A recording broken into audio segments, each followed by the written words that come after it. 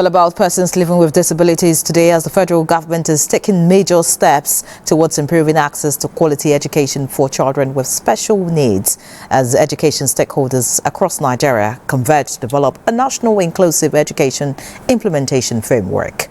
It is expected to address gaps such as teacher training on inclusive pedagogy, provision of assistive learning devices, early identification and assessment of learners with special needs, community awareness and establishment of inclusive friendly school environments.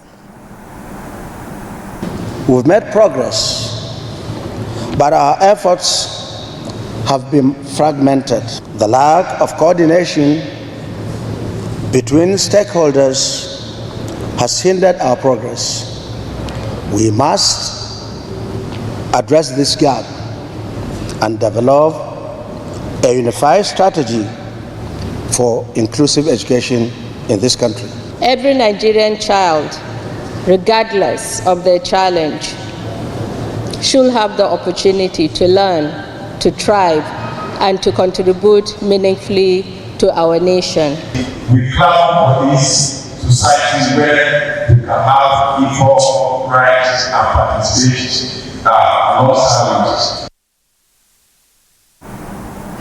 Earlier on, we had a conversation with a disability advocate, Faith Masengo, who emphasized the need to foster a more inclusive society for persons with disabilities. Take a listen. We are calling for not just the signing into law, but also the implementation, the rolling out, seeing disability inclusion in action. And we are happy that the Joint National Association of Persons with Disabilities is leading this work in Nigeria. I know that also Nigeria has also signed the African Disability Protocol, which is domestication of the UNCRPD, and so much is going on, but there's still more that needs to be done in terms of accessibility, inclusive education, inclusive health, and no discrimination of persons with disabilities, especially in the workplace.